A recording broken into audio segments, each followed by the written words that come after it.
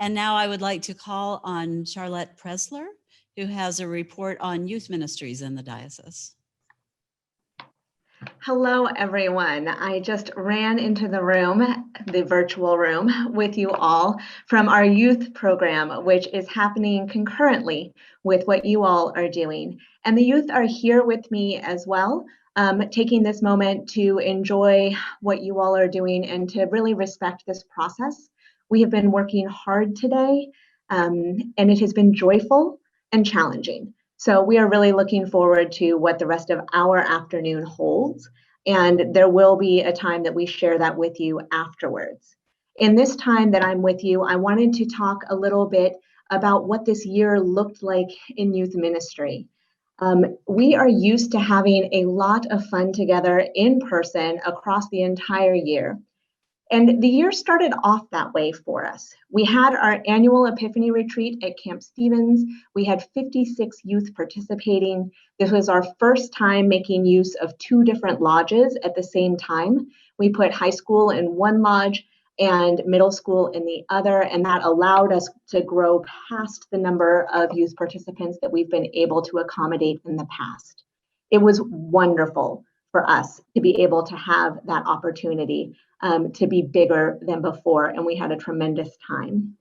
Following that, we had Night Watch, our annual event at St. Paul's Cathedral, and for that, that was our last in-person offering. There were 63 of us at St. Paul's Cathedral, where we took a leap of faith.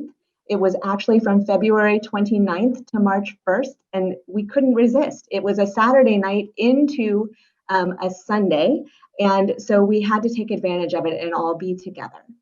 Immediately after that, we had to pull back from in-person offerings, just as we have pulled back from in-person worship and so many other things.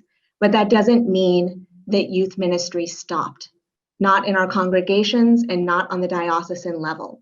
Instead, it pushed us to creativity and virtual offerings.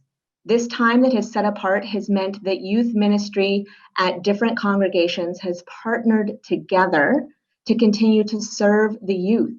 We have groups of churches that are bringing their youth to groups together online and in person, letting them continue to foster relationships across and outside of the boundaries that they normally know. We had our Pentecost bonfire that we normally have, but we had it online. Camp Stevens provided music for us. We had one of the Zoom screens was pointed at a fire. We were not able to roast marshmallows, but some of them may have been eaten at home. Then this summer, we took a more poignant trip. We tackled the dismantling racism curriculum. We were so blessed that Maya Little Sonia took the training at Rooted in Jesus back in January. And she is very creative and an exceptionally hard worker. And she took what was supposed to be an in-person offering and translated into a virtual format. We had a dozen youth participate in that very first offering of Dismantling Racism. And we will be offering it again for 20 youth in Epiphany online as well. It is available to any youth from any congregation, and we will make sure that you all get that information so that you can share it with the youth in your congregation.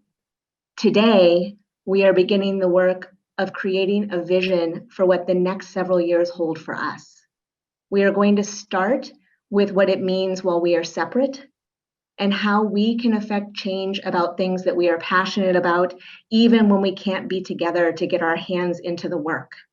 The youth have explored what representation means, what sustainability looks like for them and their congregations, how we can continue the work of anti-racism, and most importantly, how they can lead.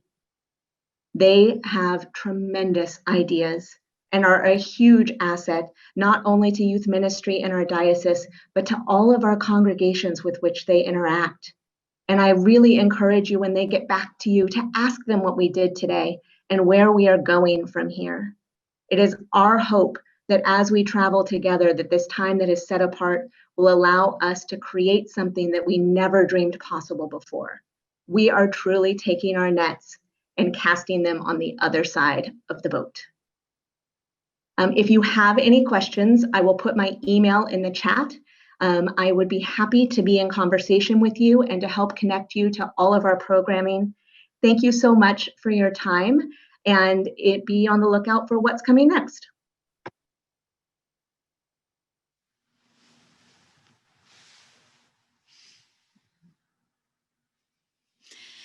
Charlotte, thank